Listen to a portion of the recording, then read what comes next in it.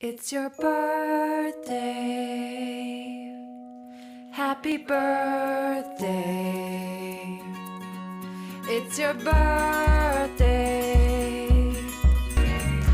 Happy birthday to you.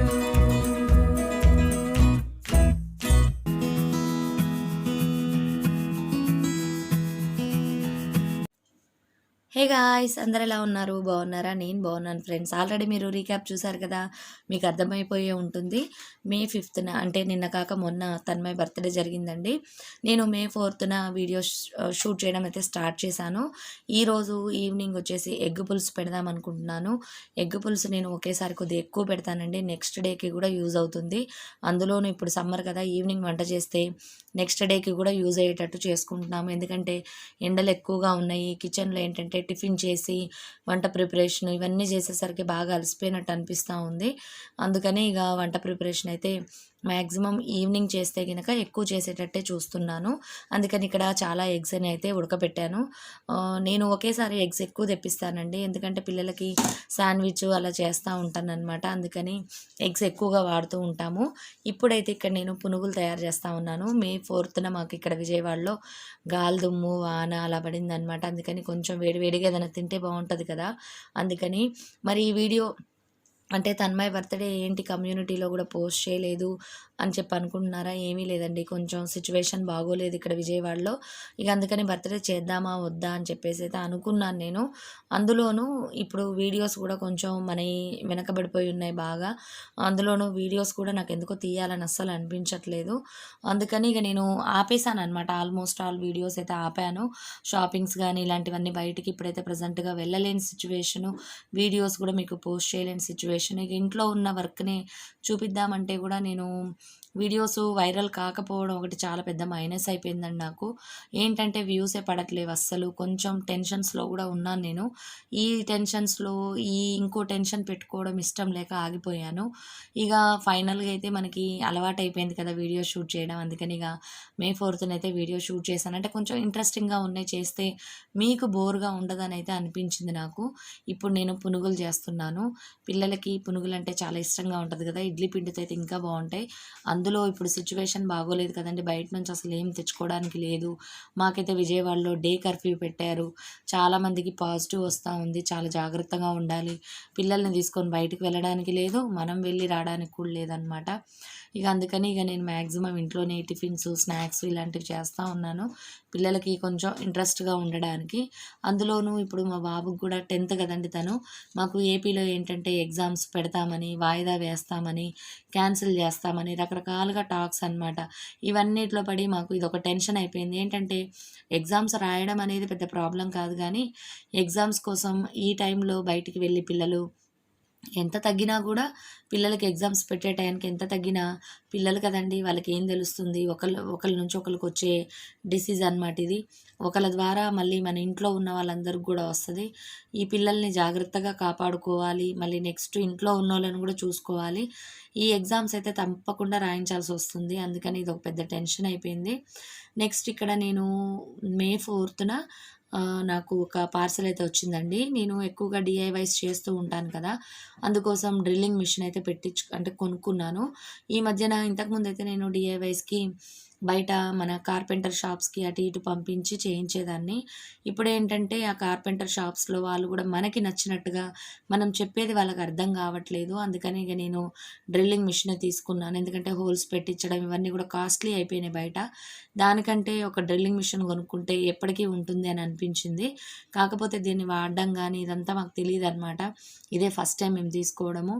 ఇందులో చాలా bits ఇచ్చారు వాళ్ళు. అవి దేనిది అంటే ఏది వుడ్కి, ఏది మెటల్కి, ఏది వాల్కి అన్నది తెలియట్లేదు. అందుకని మాకు తెలిసిన ఒక ఎలక్ట్రీషియన్ అయితే అడిగామన్నమాట, ఎలా ఉంది మిషన్, ఏంటి బాగుంటుందా అని. ఇక తనైతే ఇప్పుడు మాకు వచ్చిన మిషన్లో ఏదో ఒక చిన్న స్విచ్ అనేది బాగోలేదని చెప్పారు. అందుకని నేను దీన్ని రిటర్న్ పెడదాం అనుకుంటున్నాను. పెట్టేశాను కూడా ఆల్రెడీ. అంటే మళ్ళీ వేరే కొత్తది పర్చేస్ చేసుకుందాం అనుకుంటున్నాను. నెక్స్ట్ వచ్చేసి ఇక్కడ ఇక నేను వంట ప్రిపరేషన్ అయితే స్టార్ట్ చేశానండి. ఈరోజు వాన గాలి అంత చికాగ్గా అనిపించింది కదా, ఇక ఈవినింగ్ వచ్చేసి నేను ఎగ్ పులుసు పెడదాం అనుకున్నాను.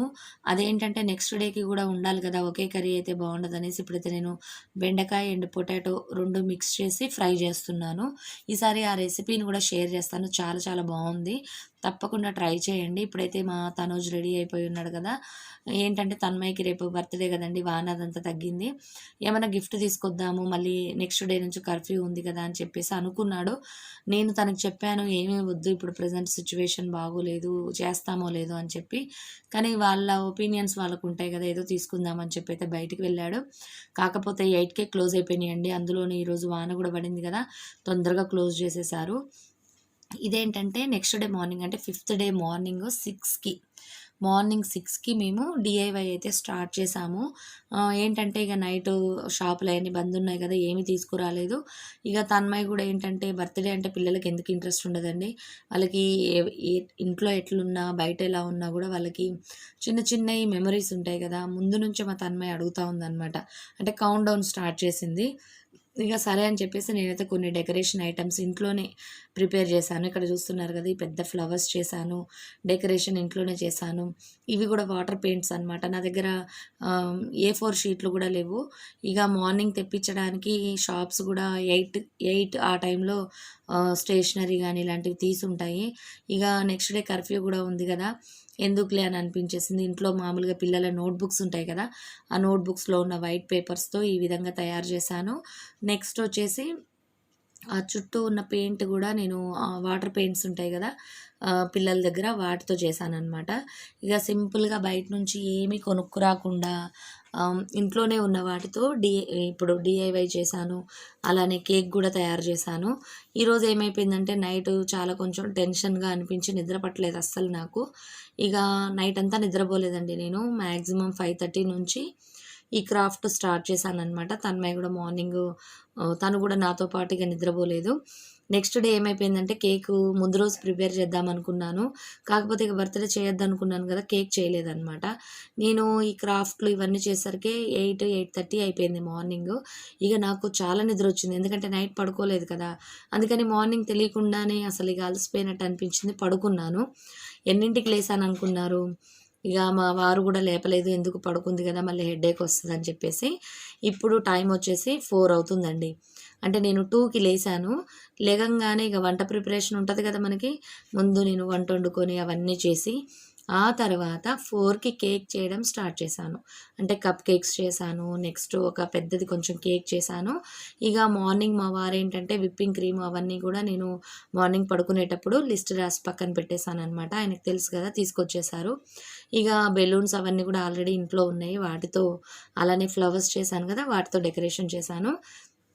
మ్యాక్సిమం 10 అయిపోయిందండి నైట్. నేను అంటే ఇవన్నీ అరేంజ్ చేసి ఇవన్నీ చేసేసరికి ఈ టైం అయిపోయింది. ఇక నేను ఇంట్లో ఉన్న వాటితోనే డెకరేషన్ అదంతా కూడా స్టార్ట్ చేశాను. అందుకని ఇక కమ్యూనిటీలో కూడా పోస్ట్ చేసే అంత ఓపిక అలా ఏమీ లేకుండా పోయిందండి, అందుకని చేయలేదు. ఏమనుకోవద్దు. చూసారు కదా డెకరేషన్ అదంతా ఎలా ఉంది ఏంటి అన్నది కింద కమెంట్ సెక్షన్లో షేర్ చేయడం అస్సలు మర్చిపోవద్దు. చూసారా పక్కన కేక్స్, నేను కప్ కేక్స్ చేశాను కదా, ఇక తన్మయ్య లెగగానే ముందు కప్ కేక్స్ తినేసింది. ఇక ఆ తర్వాత నేను బర్త్డేకి సంబంధించిన కొంచెం పెద్ద కేక్ని చేసి దాన్ని డెకరేట్ చేసి ఇంట్లో ఈ విధంగా డెకరేషన్స్ అయితే స్టార్ట్ చేసి మొత్తానికైతే బర్త్డే అయితే సెలబ్రేట్ చేశాను.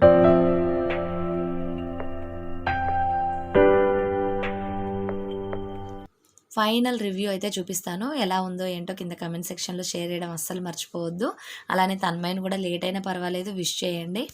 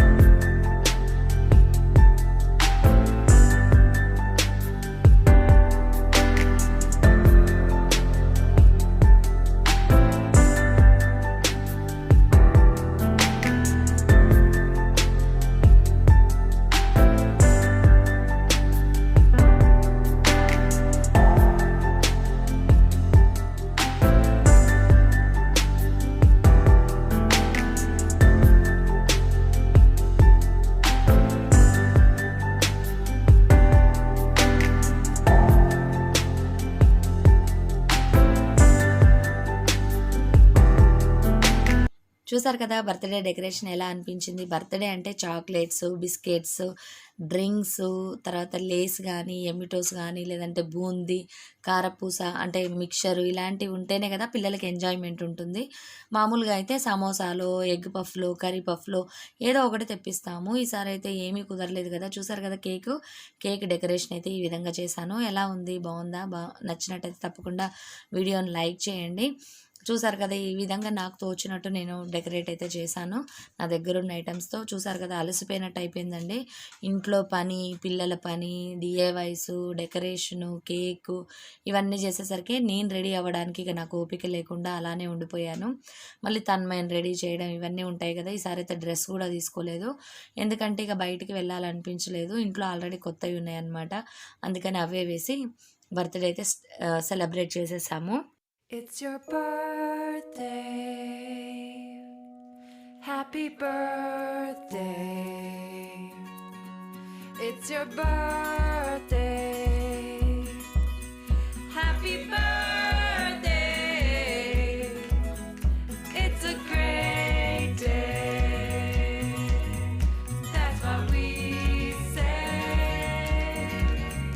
Happy birthday to you.